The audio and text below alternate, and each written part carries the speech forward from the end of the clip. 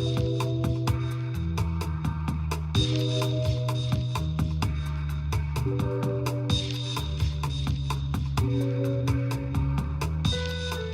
to City and State TV. I'm Executive Editor Michael Johnson. I'm joined now by Judi Kende. She's the VP and New York Market Leader for Enterprise Community Partners. Thanks so much for joining us. Thank you so much for having me. I'm thrilled to be here on behalf of my 50 colleagues at Enterprise's New York office. Well, I wanted to bring you in because I wanted to talk a little bit about actually what Enterprise does, but also talk a little bit about some of the green initiatives that you've been promoting. So tell us a little bit about Enterprise and a little bit about this green initiatives you're doing as we kind of head into Earth Day. Sure. I'm fairly new at Enterprise, and what drew me to Enterprise is its mission to end housing insecurity within a generation. And what that means is no more homelessness and no more families paying over half of their income on rent. And we affect this mission through three strategies. The first is program, and we incubate solutions to intractable housing problems. The second is capital, and we invest in affordable housing. We've invested $3 billion in New York alone, and this really scales the solutions that we're developing and also helps finance them. It's a double bottom line business. And finally, policy, and policy really helps us transform the system.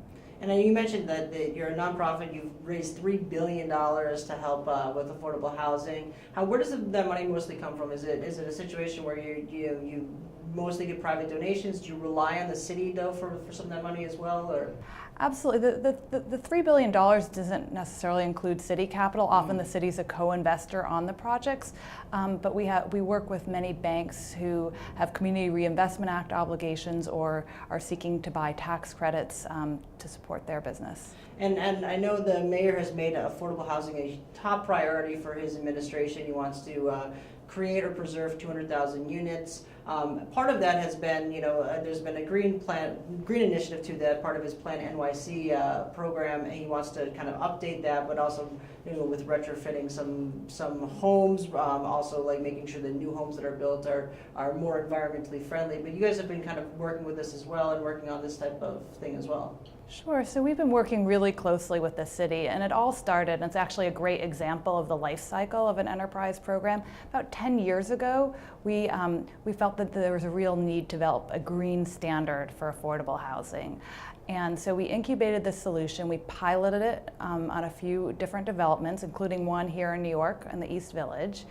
And then we started to use capital to invest in it. And we created a tax credit fund around affordable housing with green benefits, and then on a best effort basis started doing all of our investing in buildings that use this green standard. But most importantly, we use a policy to transform the system, and we have made the Enterprise Green Communities Standard the standard across 22 states and municipalities, including here in New York. And so in New York City, all green new construction and all major rehabs use the Enterprise Green Communities criteria, and that New York State is one of the many options that can be used. And we think this is really important because low-income folks need to have the health benefits that come with green. It makes the buildings more affordable because there are economic efficiencies that come from it, and it's also good for our climate. Yeah, definitely. And I think that we've seen too with a lot of the aging infrastructure and the aging buildings that we have across the city. A lot of the more poorer communities get pushed into those buildings a lot of times. I know the mayor is going to update his Plan NYC program next week, and you guys have been talking to the mayor's office. He hasn't really revealed much of what's going to be going on there, but what would you expect to see in that?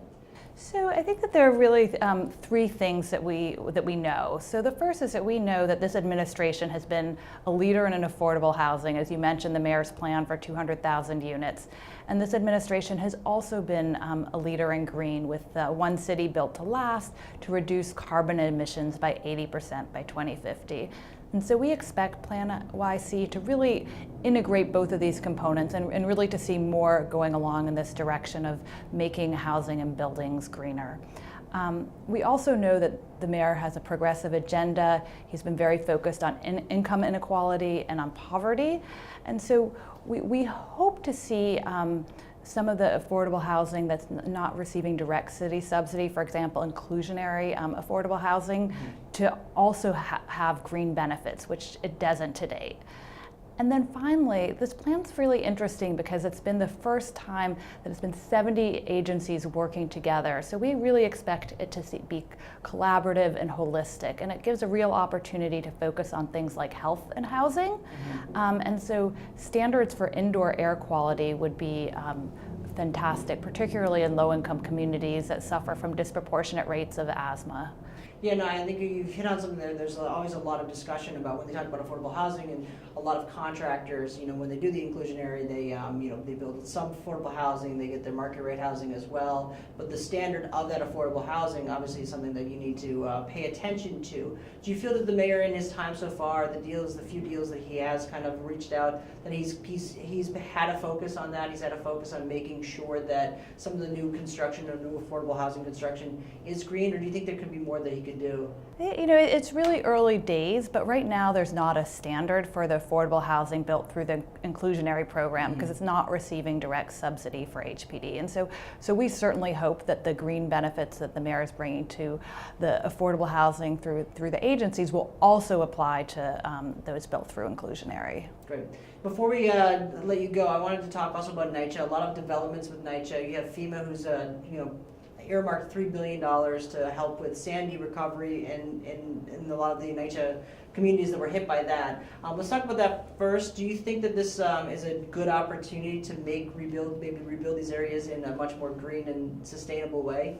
Yeah, I think that is certainly the hope and anticipation. I think when you think about Sandy, you can't help but remember, the images of the NYCHA residents, not only for days, but for weeks, having no heat, no electricity, and on higher floors, no water. And so some of why NYCHA was hit so hard is because of years of disinvestment. And so to see FEMA coming in with $3 billion, to see the governor coming in with $100 million, that's really, really important and starting to take a bite out of the $18 billion of deferred capital investment that's needed. And obviously NYCHA is an option that's usually for obviously the poorest of the poor, I guess, in the city. And do you think that maybe there should be more focus on reinvesting in NYCHA, maybe less focus on other affordable housing opportunities from the administration as far as the inclusionary stuff? Do you feel like you just have to kind of hit all levels to make sure that we have more housing just in general for the population going forward? That's a great question. So New York City right now has 60,000 people in the homeless shelter system. In New York alone, there are 600,000 people who are housing insecure. That means they're paying over half of their income on rent. These are folks who are really one step away from very bad outcomes. One missed paycheck, one unexpected expense. And so I think that there is truly a need to have a full spectrum of different options if we want to make a difference in this problem. And so NYCHA is one important part, because you're right, this is for very low income folks and people who otherwise really would slip through the cracks, but there's a whole range of additional needs that we need to focus on too. And just before I let you go, using NYCHA to house the homeless is something that the mayor has proposed and has called for doing more of. Do you think that there's more room there for the homeless to be kind of housed in NYCHA, or do you think that we should treat the homeless population with a different plan of how to get them into homes?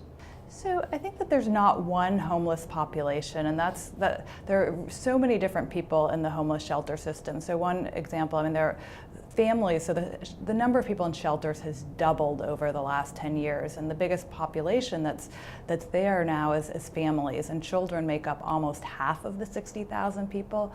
And it's really somewhat because of the affordability crisis, or all because of the affordability crisis, that this has happened. And so you have a lot of families who are working who actually can afford rent in conventional affordable housing.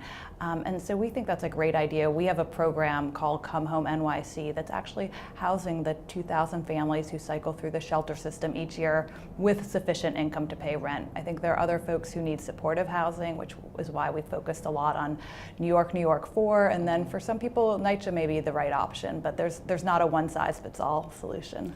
Well, Judi Kende, the VP and New York Market Leader for Enterprise Community Partners, thank you very much for joining us. Thank you.